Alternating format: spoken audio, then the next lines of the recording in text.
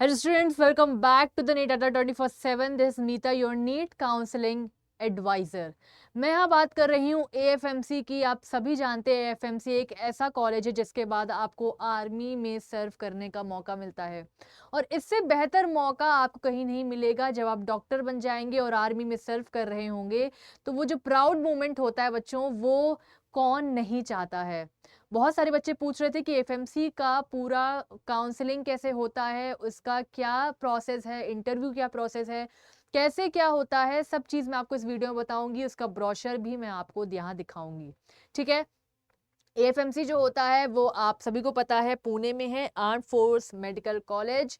ठीक है। अगर मैं बात करूँ तो ये एफिलिएट है आपके Maharashtra university of health sciences से। ठीक है। हर एक बच्चा इसका सपना रखता है बच्चों, तो ध्यान से सुनना ताकि कोई भी चीज़ की कमी ना रह जाए जब आप यहाँ पर इंटरव्यू दे रहे हो, जब यहाँ पर आप जा रहे हो और काउंसलिंग हो रही हो आपकी, और आपसे कोई दिक्कत हो जाए और ये आपसे छूट जाए। ऐसा कोई भी नहीं चाहता है। तो इस वीडियो को लास्ट तक देखना ताकि आप अच्छे से एक एक चीज जान सको। ठीक है। अब मैं बात कर लेती हूँ कि सिक्योर्स ड्यूरेशन क्या होती है, नॉर्मल एमबीबीएस की तरह, जिसमें आपकी 4.5 ईयर्स की वो होती है और 1 साल की आपकी इंटर्नशिप होती है। ठीक है। अगर मैं बात करूं एलिजिबिलिटी क्राइटेरिया की बच्चों, तो सिटीजन ऑफ इंडिया होना चाहिए। ऑफ कोर्स आपको अनमैरिड होना पड़ेगा पूरे टाइम के लिए जब आप एमबीबीएस वहां से कर रहे होंगे तो, एंड एडमिशन के टाइम पे भी आपको अनमैरिड होना पड़ेगा। ठीक है। इसमें आपको सबसे इंपॉर्टेंट होता है बच्चों मेडिकल फिटनेस। अगर आप मेडिकली फिट हैं, अगर आपकी हेल्थ बहुत अच्छी है, तो आप एएफएमसी में जा सकते हैं। बहुत सारे बच्चों के अच्छे नंबर भी होते हैं बट वो मेडिकली फिट नहीं होते हैं, तो वो एएफएमसी से रह जाते हैं। तो मेक श्योर करो कि आप मेडिकली फिट हो, क्योंकि वहां पर पूरे एग्जाम्स होते हैं, चेकअप होता है, उसके बाद ही आप इस कॉलेज में जा सकते हो। ठीक है। अब मैं बात करूं अगर एज की, तो बच्चों आप कभी भी नहीं जा सकते। 17 to 24 आपकी एज होनी ही चाहिए। ठीक है। डेट क्या है, यानी कि 1 जन 2003 से लेके अगर आप 31 दिसंबर 2009 के बीच में बॉर्न हैं तो आप एएफएमसी के लिए एलिजिबल हैं। ठीक है। आगे बात कर लेती हूँ मैं कि यहाँ की सीट मैट्रिक्स क्या है। टोटल अभी सीट की बात करें अवेलेबल, तो वो 150 है। ठीक है। 115 सीट्स जो है वो मेल कैंडिडेट्स के लिए है और 30 जो है वो फीमेल कैंडिडेट्स के लिए, क्योंकि फीमेल कैंडिडेट्स के लिए सबसे कम है। तो आप देख सकते हैं कि यहाँ पर मेल का जो रेशियो है वो यहाँ पर ज़्यादा है। ठीक है। उसके बाद अगर हम फीस की बात कर लें बच्चों, तो फीस यहाँ पर 5 सीट्स जो होती है वो रिजर्व होती है गवर्नमेंट स्पॉन्सर्ड की। ठीक है। फ्रॉम फ्रेंडली फॉरेन कंट्रीज, जो यहाँ पर फॉरेन यानी कि एनआरआई जो सीट्स होती हैं बच्चों, वो 5 सीट्स आपकी रिजर्व्ड रहती हैं। ठीक है। यहाँ की फीस आपको 90,000 देखने के लिए मिलेंगी। और अगर मैं बात करूं तो जब एमसीसी में आप एएफएमसी भरते हो, ठीक है, प्रायोरिटी लिस्ट में डालते हो, तो एमसीसी सिर्फ रजिस्टर्ड कैंडिडेट्स का ही नाम आपको एएफएमसी में भेजेगी। ठीक है। वो काउंसलिंग नहीं कंडक्ट करती है। एएफएमसी के सारे रूल्स एंड रेगुलेशंस होते हैं, उसमें आपको जाना पड़ता है। सिंपल नहीं होता कि आपने नीट एग्जाम दे दिया और आपका एफएमसी में हो गया, ऐसा नहीं होता। आपको एफएमसी में जाना होता है, कुछ एग्जाम्स होते हैं जो मैं आपको बताऊंगी, इंटरव्यू होता है, उसके बाद ही आप एफएमसी में जा सकते हैं। तो एमसीसी के पास पूरी लिस्ट आ गई कि इतने बच्चे हैं जो एएफएमसी में जाने के लिए एलिजिबल हैं। अब एएफएमसी करेगा कंडक्ट आपकी काउंसलिंग, यानी कि सिर्फ नाम अभी उनके पास आए हैं, अब वो पूरे चेक करेगा, सारे बच्चों को देखेगा, उसके बाद ही वो उनका एडमिशन करेगा। ठीक है। तो सिर्फ एमसीसी आपकी लिस्ट भेज रहा है एएफएमसी में, उसके बाद आपका करीब 2000 कैंडिडेट्स के लगभग जो एमसीसी है वो लिस्ट भेजता है, सारा काउंसलिंग कंडक्ट करवाता है आपका एएफएमसी।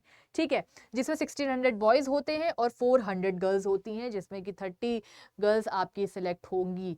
तो ध्यान से इसको आपको देखना होगा। ठीक है। सारी की सारी प्रोसेस समझनी होगी। अब मैं बता देती हूँ कि इसकी सिलेक्शन प्रोसेस क्या है। सबसे पहले जो अभी आपकी एकेडमिक क्वालिफिकेशन है, जब आप 11th-12th में है, 12th तो आपको फर्स्ट ग्रेड में यानी कि फर्स्ट टाइम पे ही अटेम्प्ट में पास करना होगा। कैसे? 50% आपके इन ईच सब्जेक्ट आने चाहिए, फिजिक्स केमिस्ट्री बायोलॉजी, ईच में 50% आना चाहिए। ऐसा नहीं कि 50% से कम हो तो मान्य नहीं होगा। एग्रीगेट में 60% मिनिमम है, यानी कि 60% उससे ऊपर ही आपको लाने होंगे। ठीक है। 50% इन इंग्लिश एंड मैथमेटिक्स आपका होना चाहिए। अब मैं मेन चीज़ में आती हूँ जिसमें बच्चे कंफ्यूज हो जाते हैं और उनको नहीं पता होता। सिलेक्शन प्रोसेस की बात करूँ मैं, सिलेक्शन प्रोसेस में आपको सबसे पहले तो नीट एग्ज़ाम क्लियर होना चाहिए, बहुत ही हाई नंबर पे मिलता है ये, ठीक है। अब बात करते हैं टोलर एग्जाम की। इसमें क्या होता है बच्चों, इंग्लिश, लॉजिक एंड रीजनिंग के क्वेश्चंस होते हैं जिसमें आपको मल्टीपल क्वेश्चंस होते हैं, चॉइस क्वेश्चंस। इसमें आपको एग्जाम देना पड़ता है, टिक द करेक्ट करना पड़ता है। और पैट एग्जाम होता है। पैट एग्जाम यानी कि साइकोलॉजिकल असेसमेंट टेस्ट, जिसमें आपकी रीजनिंग पूछ रहे होते हैं, आपकी थिंकिंग पूछ रहे होते हैं कि आप कैसे तरीके से सोच रहे हैं, है ना। ईच एंड एवरीथिंग आपको पैट एग्जाम में देखने को मिलता है। उसके बाद अगर मैं बात करूं बच्चों पर्सनल इंटरव्यू की, तो पर्सनल इंटरव्यू में भी आपको परखा जाता है कि आपका पर्सनल लाइफ कैसा है, आपका एकेडमिक लाइफ कैसा रहा, आप कैसे चीज़ों को डील करते हैं। तो ईच एंड एवरीथिंग यहाँ पर देखा जाता है और इसका मैं अभी आपको मार्क्स डिस्ट्रीब्यूशन भी बताऊंगी, ठीक है। और फिर आपका होता है मेडिकल एग्जामिनेशन, जो कि सबसे ज़्यादा इम्पॉर्टेंट है। मेडिकल फिट है तभी आप एएफएमसी में जा सकते हैं बच्चों, ठीक है। अगर ये नहीं रहा तो फिर कोई मतलब नहीं है आपका, ठीक है। तो मेडिकल फिट होना बहुत ज़्यादा इंपॉर्टेंट है।